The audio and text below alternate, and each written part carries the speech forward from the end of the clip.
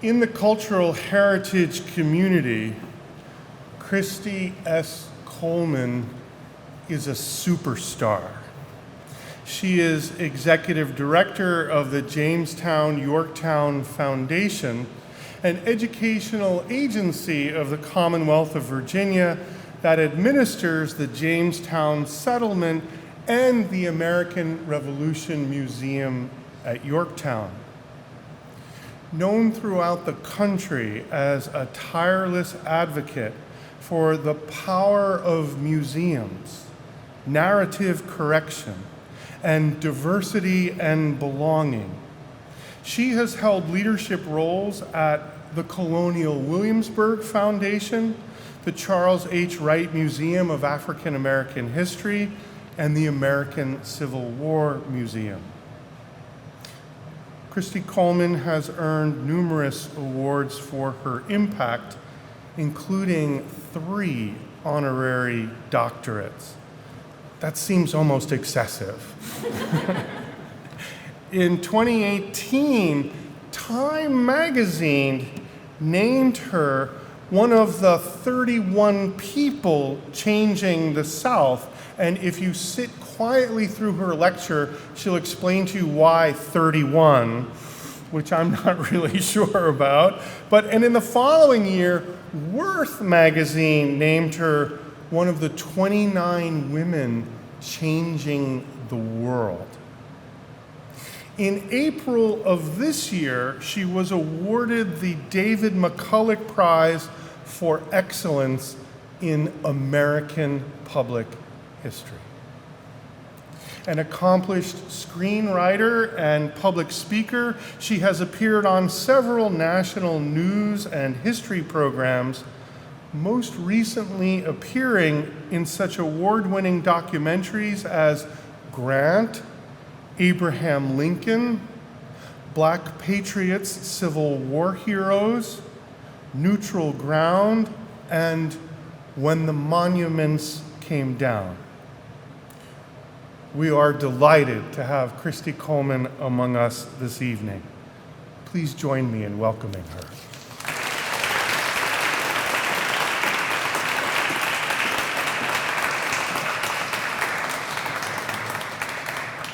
Good afternoon, everyone. How are you? Good, good. They told me you've been in like 6 hours of classes and not to be boring and all of that, and to be mindful that you're tired. So I will do my best to engage you the only way I know possible, which is through storytelling. Okay? And particularly as it relates to the power of the book, the power of that original manuscript, the power of the words that are often printed on those pages, and frankly, the limitations of those objects. Because we deal with them in the history, the public history side of things, every day. Yes, our museums, we also hold archives. We hold objects. In some rare cases, institutions also hold human remains or animal remains. And all of these tools for us are an opportunity to tell the story of us. And that story has been evolving. It has been changing. I've been in this business now a long time, right? I mean, I started doing museum work when I was 17. Now, granted, they didn't know I was 17 when I got that job. Honest to God, hand to God. They didn't know I was 17. And then when they found out, they were like, oh, okay, I guess we got to keep her. We've invested this much, right? And that was at Colonial Williamsburg. And that was in the 80s. And at that point, they were doing something called character interpretation.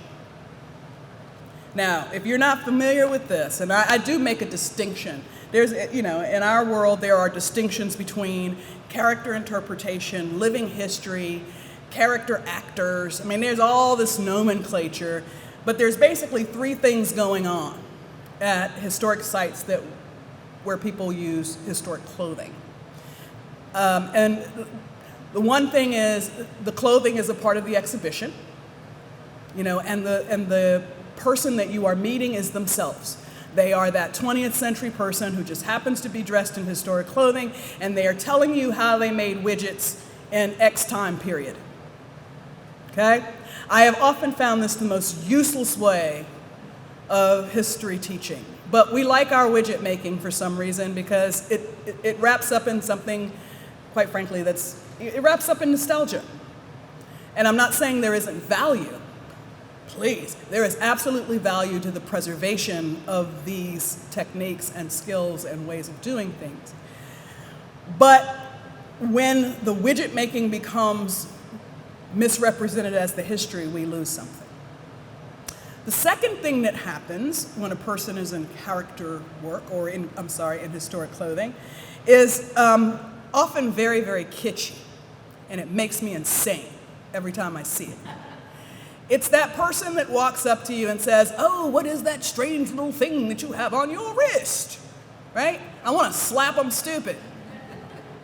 Because that's not history either. And they think it's their hook to get you to ask them about the past. But what they've done is they've made the past foreign and almost laughable.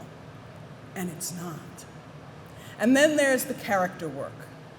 And that's the work that involves all of those rare books and manuscripts and things that we were required to read, and the inventory lists, in my case, because I was portraying an enslaved person. So I had to read inventory lists for the households. And with that inventory list, working with curators and academic historians and others to try to piece together a person's life, and then trying to think about the environment in which they were in, and using my talents at that point, not only in terms of the research that I was really into, but obviously, I shouldn't say obviously I have a love of the theater, right? And theater is really what brought me into museums. There's a discipline to theater as well. You have to understand, and I for myself at that young age, I created for myself this thing called Keep It Simple, in trying to figure out how to create my characters. And simple, each of those letters was an acronym for the stages. What does the scholarship say? What type of other investigation do I need to do? What are the manners of that person? What is the physicality of that person? How are they centered? How do they speak in terms of language? And then I would evaluate what was working and do it again. Yeah, I wasn't your average bear at 17. But that's how we did it. And this is basically the historic method, right? Except I was doing that through a persona, trying to give this person life and dignity in a space where I'm sad to say 40 years later that I would probably be answering the same questions over again. And I will tell you, the questions that we got back then, after all of that research and pouring through things, my colleagues who still do this work, my friends who still do this work, it's still being asked. America has a really interesting challenge, and those questions, if you're interested, I'm sure you could probably guess. But it goes something like this. Were they a good master? Are you happy? And every now and then you might get a feminine question, right? How do you handle something that is very natural for a woman, right? How do you do that? And there's a list of other things that aren't so pleasant that we used to get asked. But we stayed in the period as much as possible unless it became real violence. And that's not to say that some of those questions aren't tacitly violent, but when someone is deliberately trying to trigger you, that's real violence. And we did deal with that too at different points. I had people call me the N-word when I was dressed in colonial clothing, trying to do my thing. All of this is to say, museums, unlike other types of history institutions, unlike other archival institutions, the advantage that we have is that we can use a variety of methodologies to reach our audiences where they are. Because our audiences do come to us from a variety of positions. You're fortunate, because in rare books, and usually even for us in archives, the people who are coming are looking for something, they are working on something. They are digging into the past and they are getting very specific, or they're doing genealogical work or whatever that is, right? If they're coming with a very specific need. The public doesn't come to the museums that way. They really don't. They come to us in one of three ways. I'm giving you all of these things, so I'm hoping y'all are keeping notes, right? Okay, so a museum visitor comes to us one of three ways. The first way is they're actually looking for history. And when I say history, I am talking about they are looking for the forensic. They are looking to connect that historical past to some point of relevancy. That's how the scholarship advances anyway, right? Each generation comes to it with a new question that they have, and they want to go back to that source material and use any new techniques that have come into the mix to help them decipher the past in a deeper, more meaningful way. So the forensic. And then there are the people who come to us for heritage. And that is an entirely different beast, because heritage is often not informed by the forensic. Heritage is more informed by memory. What a great time we had when we went, or grandma said this, or our family's history says that. And it's, again, very rarely supported by that forensic. So when you know that this is happening, you begin to see how things and movements that we are experiencing right now with basically every generation has a culture war. I have been doing this for 40 years now, and this is my third culture war, okay? Because when I first started at 17, people didn't want us to talk about black people at Williamsburg. They didn't, because it took away from, even though there were black people who worked there in different capacities, they didn't want us interpreting the lives of black people. And what's crazy about that is forensically, Williamsburg was 52% black on the eve of the American Revolution. And 98% of our visitors had no clue. So to say that half of your population, more than half of the population of the place that you come to visit is irrelevant, because that's essentially what they're saying to you, that it's irrelevant. We want to talk about the founders. And what we're really talking about is we really need to have a conversation about the nation builders, which came in every hue and every gender identification, even if they didn't sign a document, right?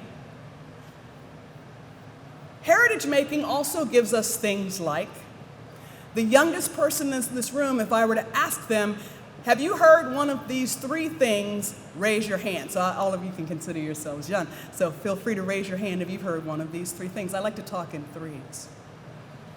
You'll remember it better, trust me. George Washington chopped down a cherry tree. He could never tell a lie, and he had wooden teeth. That is heritage making, because forensically, none of that is true. None of it. And yet it has persisted for over 200 years. Why? Because heritage making is really more about trying to form some cohesion for a community to build itself around. And George Washington became that person for this young nation. He needed to embody the values of this young nation that was trying to start its way as a nation built on ideas versus a nation built on legacy. And so George became the guy. Just like Robert E. Lee became the guy after the Civil War for the South, the white South, let's be clear, right? So we have the forensic, which is the history. We have heritage, and the third piece of this wheel is memory. And that's where I tell people all the time, you have to be really careful about memory. Especially if you're talking about, and you have to be mindful that memory can be challenging as a forensic tool. And I want to be really clear here.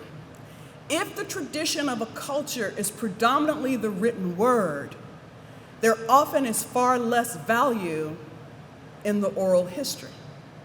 But if you are an oral society and a culture where passing word from one generation to the next is sacred, that word is far more valuable. Far more valuable. And quite frankly, perfect example deals with the founder of this remarkable place.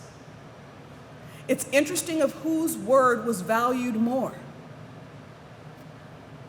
Jupiter and Madison Hemings, or the Carr family and the Randolph family? And scholars generally decided to ignore the Hemings family, who for their generations, 6 generations, told the story of their blood tie to Thomas Jefferson. Unfortunately, New Science says, well, yeah, at least 2 of them, right?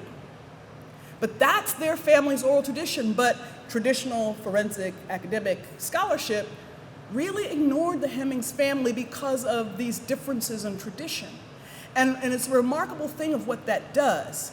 And I had the pleasure of sitting down with one of those descendants, Shannon Lanier, back in the spring of this year, when we had a conversation about what it was like for him as a black man navigating this ancestry that he's known his whole life. He heard those stories growing up too. He is the 6th great-grandson of Thomas Jefferson and Sally Hemings.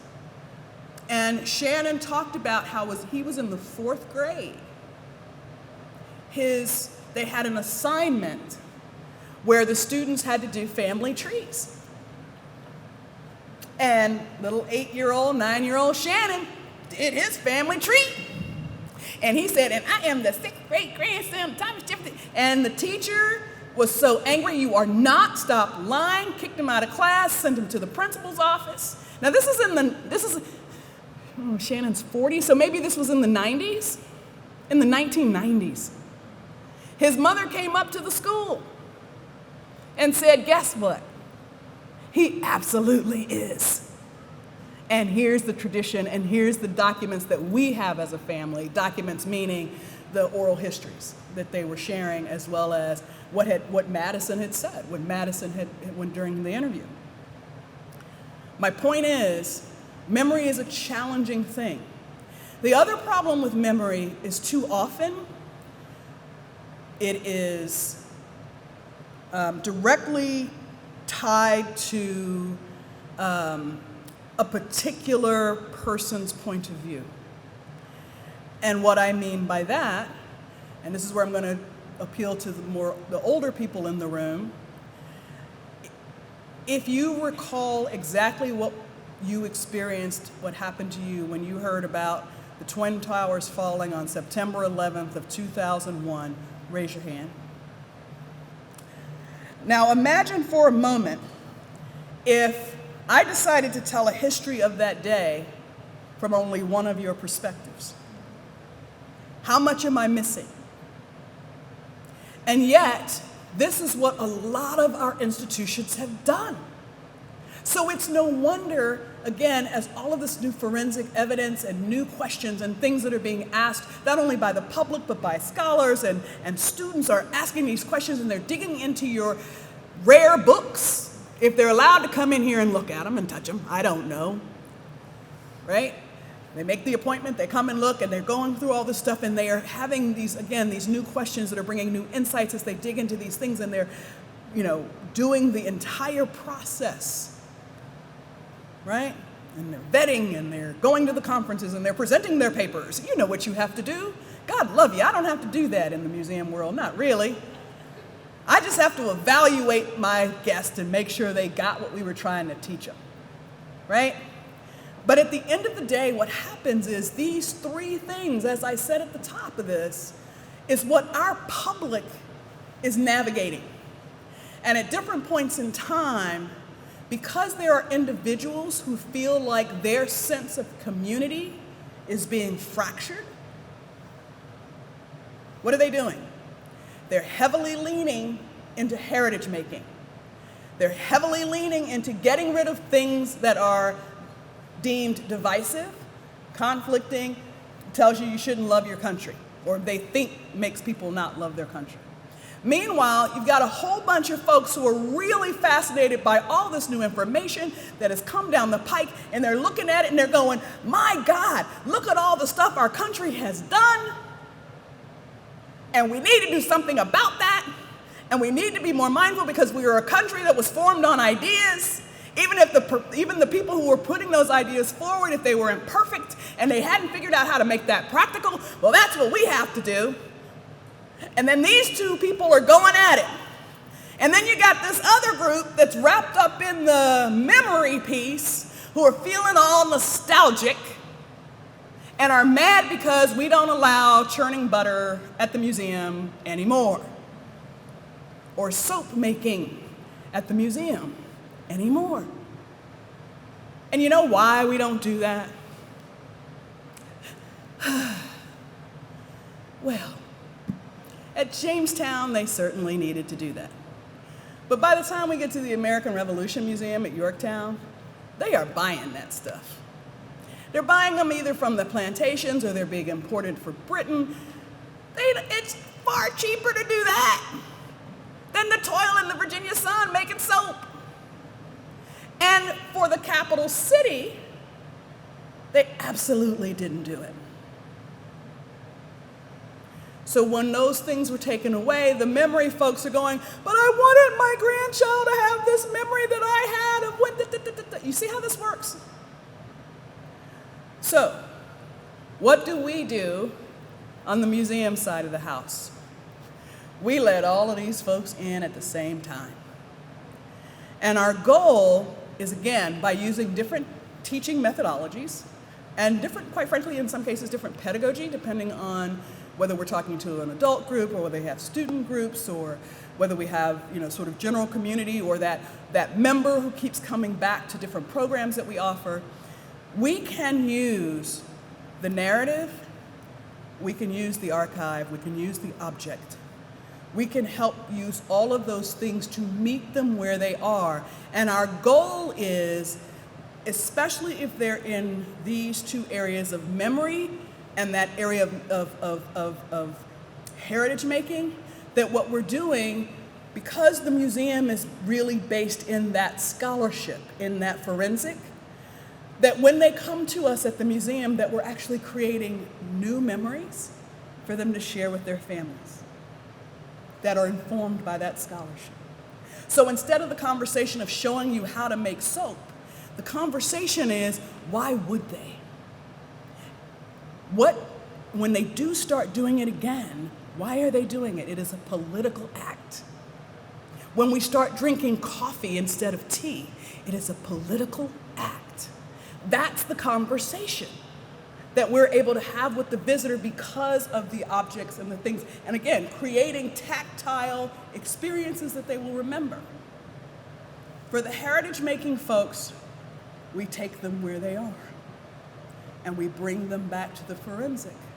And they may not always like it, but they understand it better. Because the thing that works best in that environment is empathy. As simple as that sounds. If you create empathy for the perceived other, it has a remarkable power. because the same thing happens to those who are trying to look at this purely from the forensic and not understanding why people have this need for connection. That's why I love museums. That's why I made that decision so long ago that I wasn't going to be a lawyer. You know, I went to William & Mary. God love my poor parents. I went to William & Mary intent on being an attorney after I had spent that first summer at Colonial Williamsburg. Now, mind you, I grew up in Williamsburg, so I have a very different perspective of it. See, I got all the behind-the-scenes stuff that happened to make the magic on the streets there, and this transition that they were trying to make from nostalgia to the forensic. I was there one summer when they decided to dump the streets full of dirt and let the cow poop stay instead of the fine manicured, and people lost their minds. Right? That was a step too far. And it smelled awful. It was great.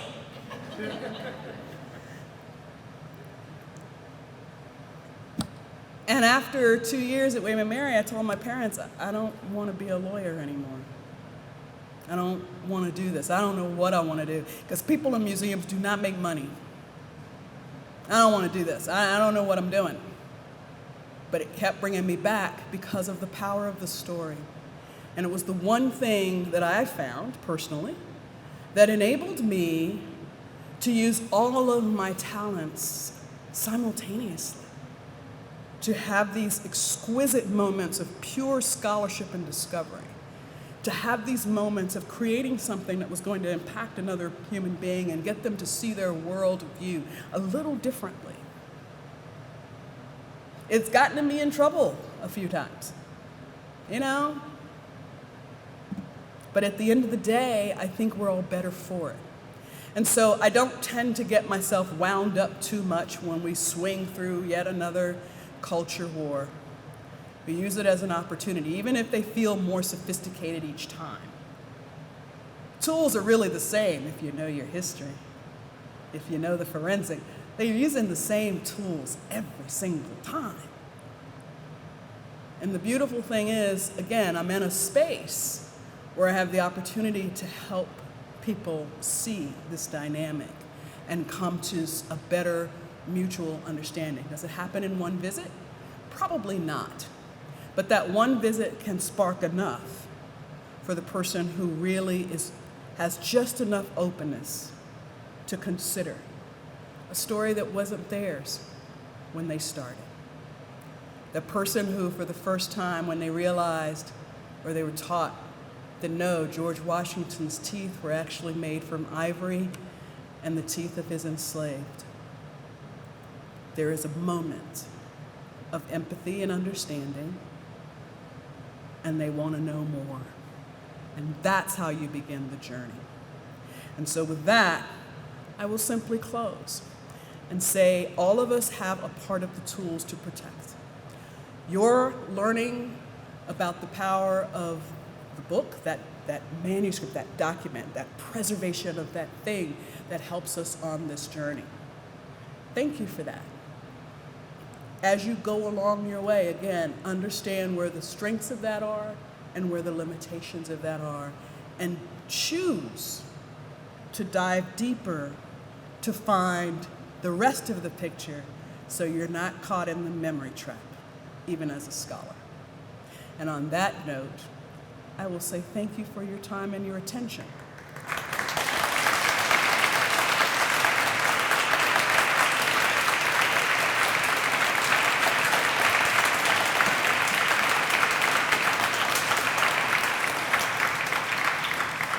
And we will open the floor to any questions that you will have. You have this fine young man over here in the pink shirt, polo. Is that Izod actually on there? It's not. Okay, I was going to say, dude. Okay, all the way in the back. And I'll try to, yes, you, sir. And he's going to get to you, but I'll also repeat if necessary. Thanks. I'm not one of the students of RPS, so it's not really their fault for the question I asked. Okay. So the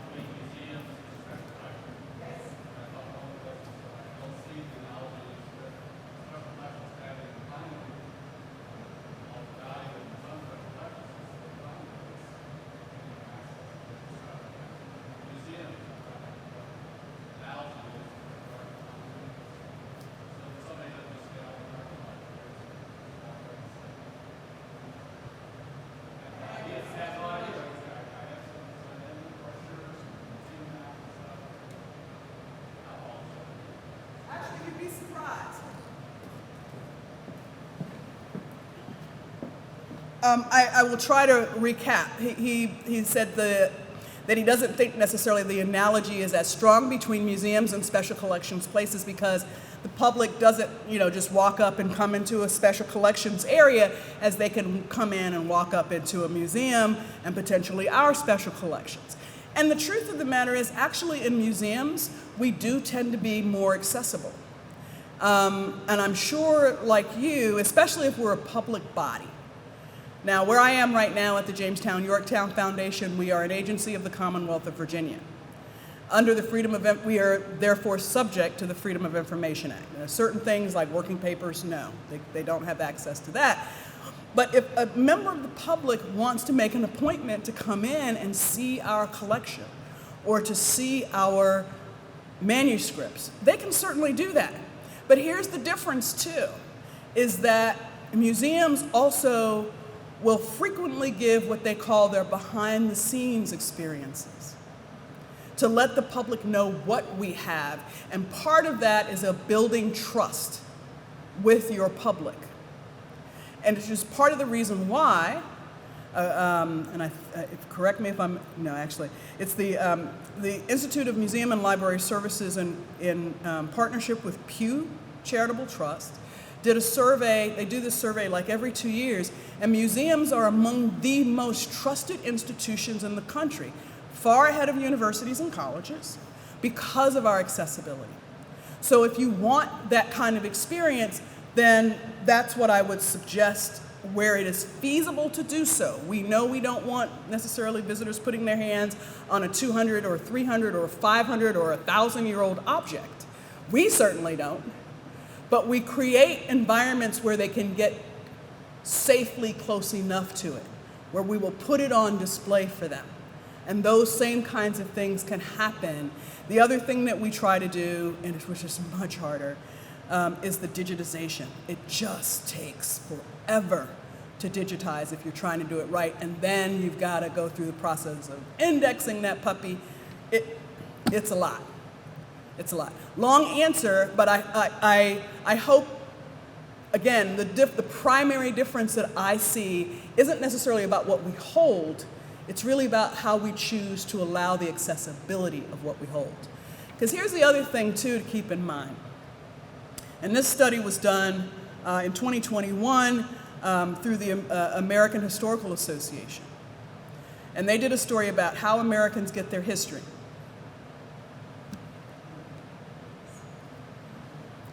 68%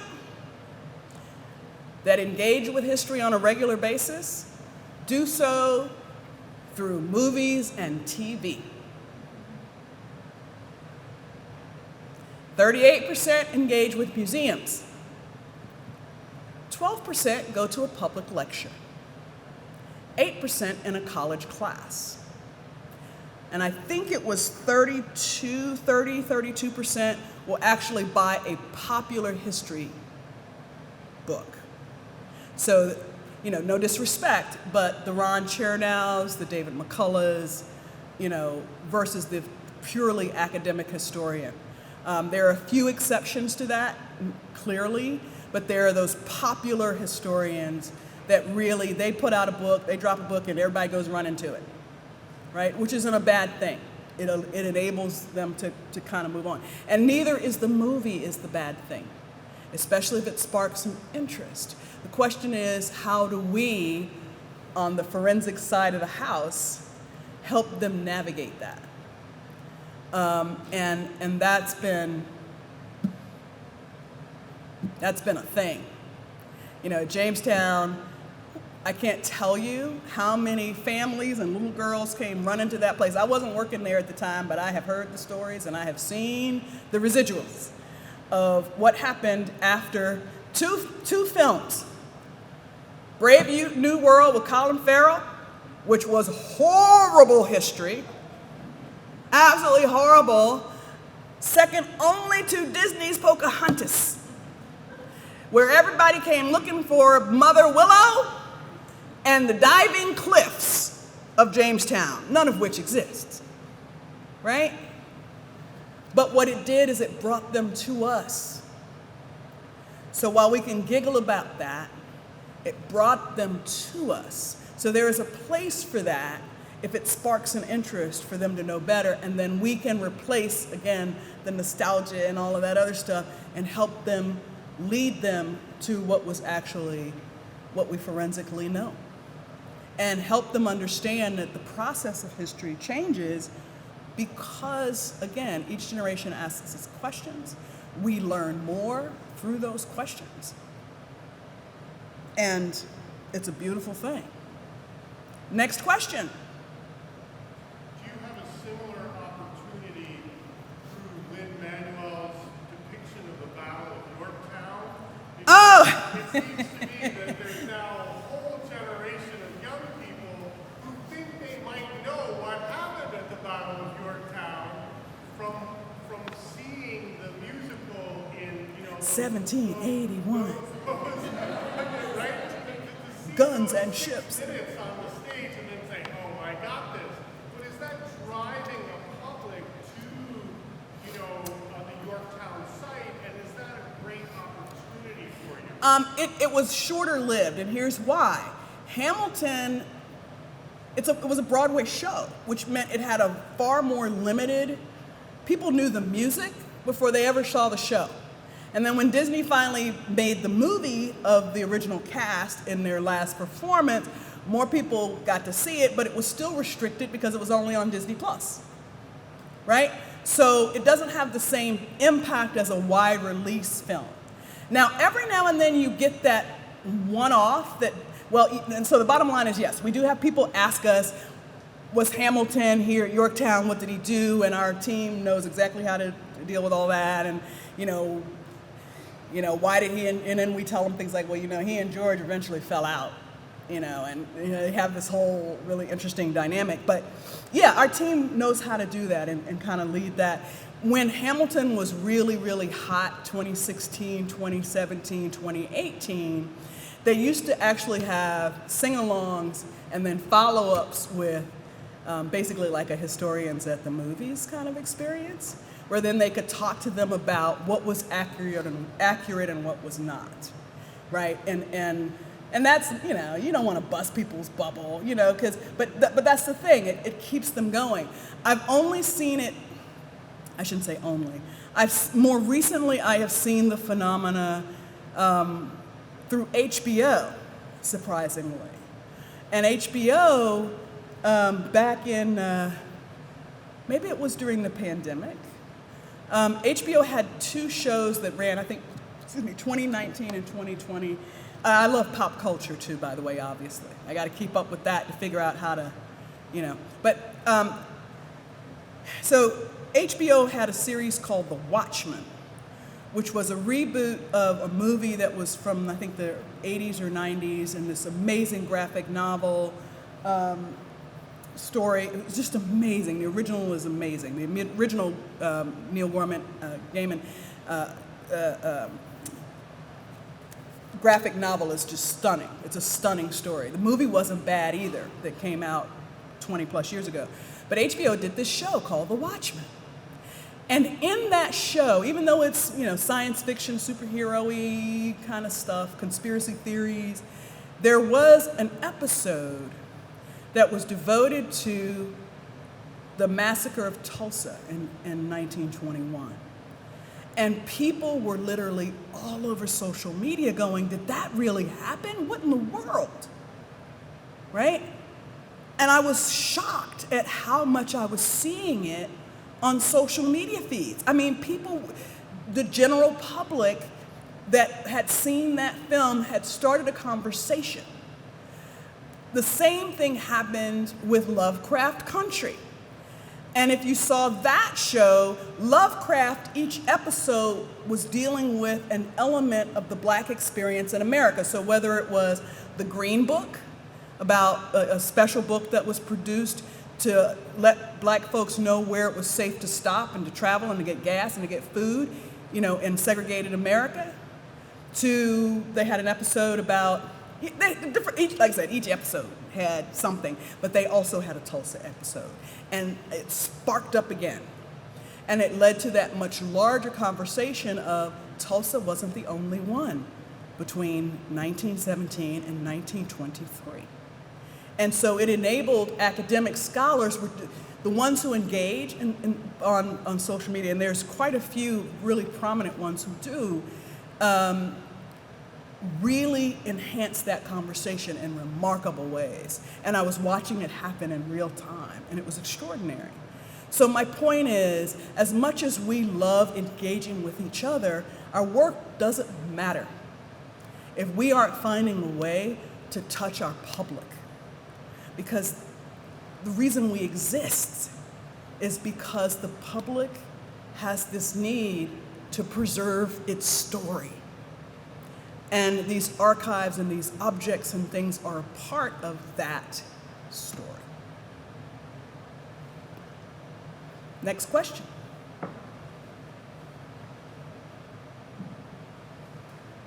In the back, the young lady in the back.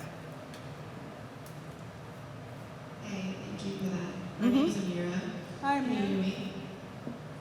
Yeah, I can, please, no, speak into it. I'll see what happens. They told me the acoustics here were horrible. So. Yeah, thanks.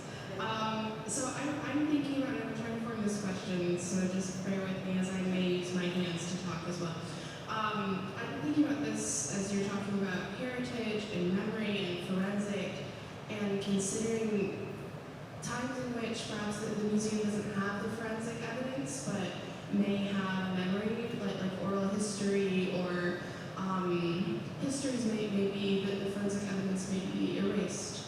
I'm thinking, in my case, maybe about graffiti, or things that are ephemeral in their nature. As they're created, they're meant to be destroyed. How do you deal with that and think about that in a forensic way, or how in the museum may you consider these histories that are not as well documented, but maybe as their way of creation is not documented?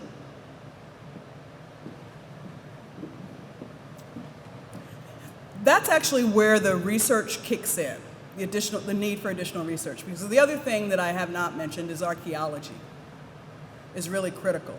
And even in, and I don't like the word disposable, but in more organic place making and creative expression, right? What is left behind may give us a clue. Because here's the other thing, some things are not completely lost. There is a generational passing on. A really good example would be the sweetgrass makers, basket makers in Gullah Geechee world. The materials are different, but the techniques are generational, and some of the techniques are brought in from specific groups in Central West Africa. So while some of those Central West African pieces may not be in as much of abundance because the art or the creation is something that is used in daily life, right? It is still there. I will tell you one of the things that we have a specific challenge with, and that we are working really hard to connect the dots with, is really understanding Algonquin and Eastern Virginia woodland Indians better. Because for a long time, our institutions relied solely on John Smith's descriptions and the images that he may not have completely understood. You know, and understanding that John Smith had an agenda, right? He had a serious agenda, and people were coming for him. So he writes this history to bring himself into a better light, right? So what we have is the mix, right? So we've got the archaeological work that has been done on several of these sites. Yes, some of our museums we've worked with Virginia Natural Resources where there have been human remains, where there's been some, I never get the phrase right, but basically the biological archaeology, essentially, where they are testing bone fragments, DNA, things of that sort, to give us a better idea about diet and things of that nature. And then the Virginia Indians themselves, which are a really interesting mix of peoples, right? They And it's fascinating to me because, we have 7 recognized tribes here in Virginia, and there are 11, federally recognized, I'm sorry, and then there are 11 tribes in Virginia. And they all, through the centuries, there's intermixture, so they look, in a variety of ways. They are not like their Western Plains, counterparts. And so there's been even some suggestion that they are not real Indians, which is insane to me. Because you know what? They are. They're culturally attached and still doing these things. And so we're listening to them in a very different way because these are also oral communities. And those oral traditions continue, and those trades and skills in some area continue, and we work with them. And we've made the decision in the last 2 years of not being extractive of those communities, but being supportive of those communities. So instead of saying, hey, why don't you come to our museum and demonstrate your stuff? We go to their communities and learn and take our publics with us to say these things are happening in these communities and where are the beneficial opportunities for collaboration. And that has been really, really fulfilling. And we're still learning things along the way. So some of this stuff can take a long time. Sometimes new sciences are created along the way that help us with things that we may not completely understand right now. It's been things like, the artists, we may find, like I think Banksy, for example, you may find that the spray paint that he's been using all this time, we might know what it is because they, dissected it. But we may find out later, 200-300 years ago, when it fades away or it's been painted over, that there was some element or some chemical in there that was important for the preservation of that work. And then that lets us know what types of things it could have been or potentially was. I don't know, I'm like imagining. But the beautiful thing is there is this opportunity to keep discovering and to keep learning. And sometimes it is also whose eye is looking at that thing that nobody thinks makes sense. When I went back to Williamsburg in the 90s,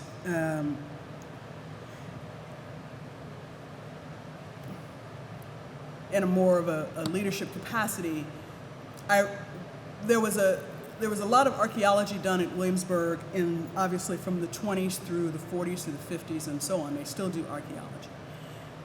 And there was one site in particular that we used to do programs to highlight the African and African American life on that site because it was a wealthy family. There was the widower and his 2 daughters and 27 slaves at this one house in Williamsburg, right? And archaeologists who had excavated that site in the 1940s found an area outside of the kitchen and the laundry where the enslaved people lived. And they said, oh, it must have been a trash pit. Or maybe one of the slaves forgot. She actually set it on the floor and nobody moved it and it just stayed there. Because they had no idea what they were looking at. For those folks who had come in to work with us and who had some experience with Central West African religious culture and sense of cosmology, when we saw those areas and those fragments, we knew exactly what they were. And what we were looking at is the fact that when we went back to the inventory as well, that there were 4 African-born women at that site. And so they were spirit bottles that were being hung in the tree. The archaeologists dismissed this as people throwing medicine bottles out the back window out of I kid you not. And the jar that was buried in the doorway was for protection. It was intact, what they found, with herbs inside of it. And they dismissed it as maybe a child was I think the report actually said something to the effect of a child was playing and must have buried it there. With, again, no cultural understanding. So that's what I'm talking about. We got to be really careful that we are seeing things and opening ourselves up when we're doing this work to really be able to expand further. I think we have time for one more question, and then we will, drink and be merry. Yes, faculty member right up front.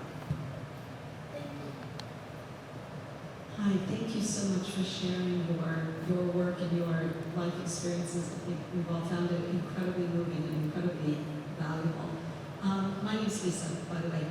I am so, every single day I feel more and more kind of buried and despairing about the moment that we're in this country, where we have those of us who care about history and authentic history feel constantly besieged by those who think history is simple and that the narratives that they've grown up with are the truth, even when we know they aren't. And I'm wondering how you engage with revisionists, or not revisionists, but people who insist that revising and broadening and thinking about history as messy and complicated, that's somehow a betrayal of what they have always known and loved. And people feel really angry about that. How do you engage productively with that kind of element? And I'm thinking here about what we're seeing with school curricula, for example, and book banning, book banning. Thank you. Great question. And it depends on the day, my answer. Like I said, I've been through this 3 times. It doesn't make me a pro, it just makes me see it. And there are moments when are we here again? Where it's deeply, deeply frustrating. And I let that frustration out. But I try to do it in safe space so that I have enough energy to go back. And I will tell you, when I said before about finding that empathetic place, that I have found to be my best tool. Because arguing the forensic doesn't often work when a person is so wedded to being right about a lie. So instead, what I have found is that it has to take on a point of empathy. And yes, we are watching that right now again. Florida just put out their curriculum. Have to talk about the benefits to the individual who was enslaved. That's craziness to me. And of course, my initial instinct was, right, to have that moment. But then, again, the empathy kind of kicked in, and so far I've decided to kind of stay out of it for the moment, because there are plenty of my peers out there doing the dance. Because I don't have to be in every fight. It's like, it's like the flock of geese, right? Every now and then one of them pulls ahead, and then when they get tired, then another one comes on up, but everybody's still going in the same direction. That's how I am sometimes. Because let me tell you, when you're dealing with early America, we deal with that a lot, but empathy works. I'll give you an example of a conversation that I had, and I do not feel that it is in violating any confidentiality, and it occurred with a board member. And this was shortly after I took the role. And it was the summer of 2020, we've been through COVID, we've had all these protests and all these things going on. And this person, we're sitting, at a table in a committee meeting, and, at that particular committee meeting, I was the only brown face in the room, and they decided that they would use me to get an answer about why those people are tearing up the streets and they hate America and why are they doing this, and right? It wasn't during the meeting, it was like that break time, right? They decided they want to have that conversation with me because in this country, if you work hard, everyone succeeds. We had a black president, for God's sake. Best and worst thing that ever happened. Because if you have one person of attainment, that's supposed to be like, right? Okay, but I digress. Or the model immigrant, all these things that are really harmful. And so, anyway, this person says this to me, and I said, well, I'm going to tell you a story. And I told them about two elements in my family, a past one and a current one.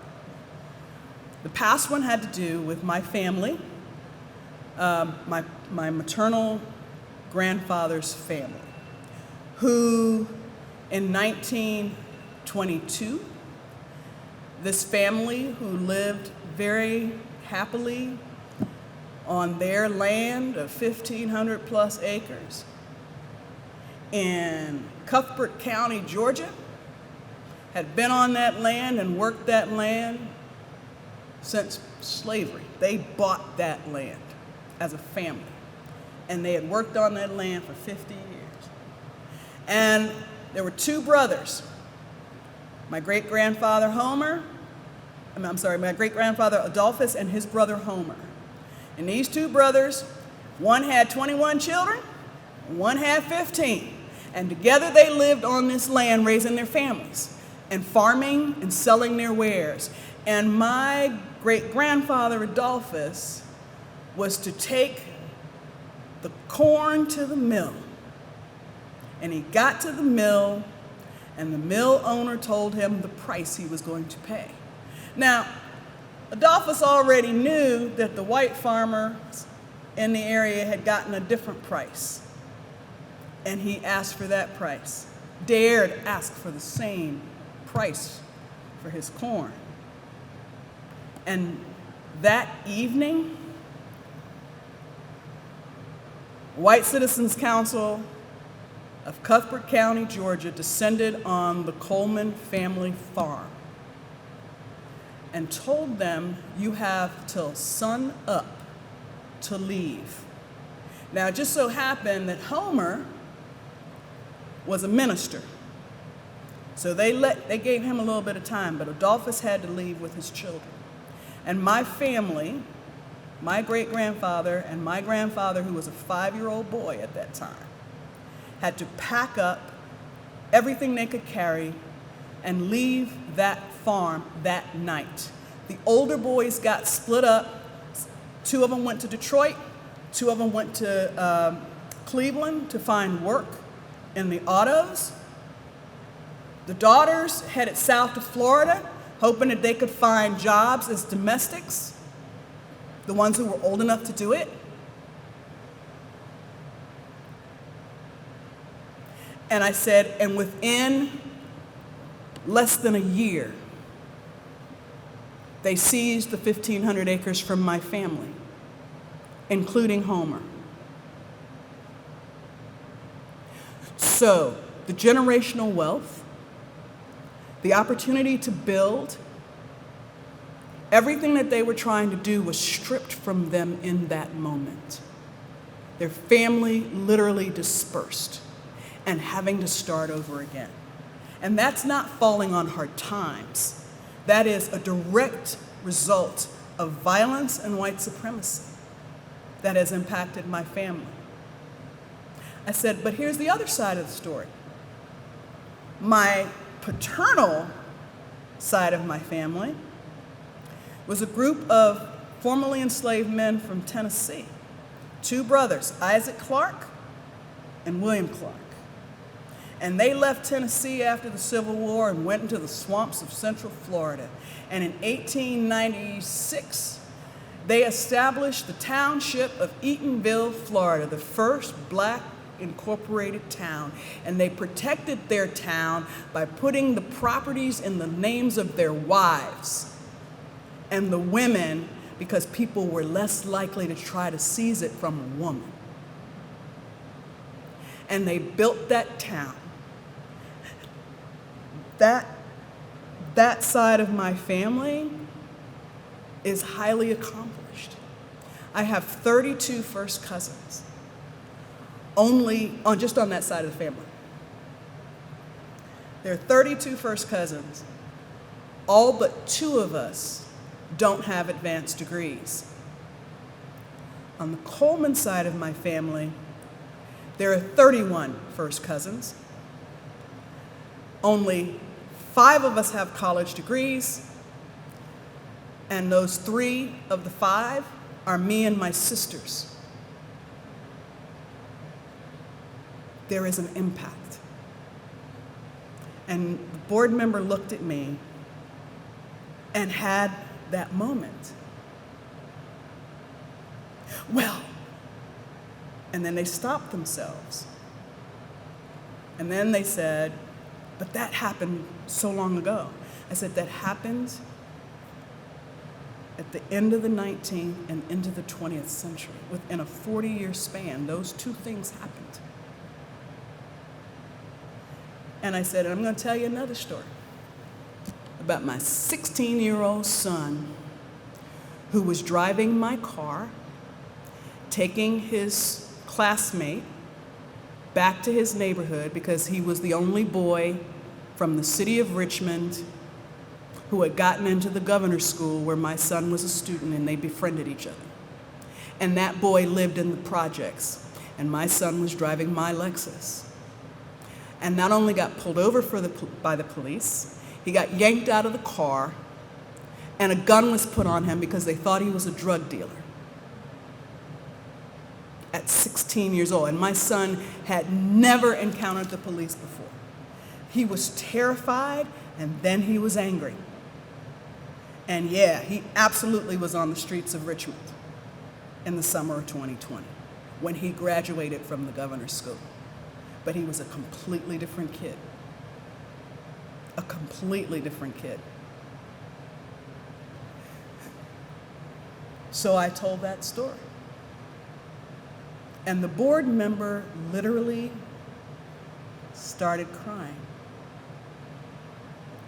And then said, thank you. I had no idea. I had no idea. Sometimes it's something like that with not anger or malice, or sometimes it is just taking that moment to build empathy that gets people to understand something that their worldview would never understand. And my relationship with that board member is infinitely stronger because of it. That board member who, if we hadn't had that conversation, would probably be one of the people I'd have to battle over things that we're trying to do, is actually an ally in the things that we're trying to do. See my point? And on that note, I thank you all again very, very much for your time and attention.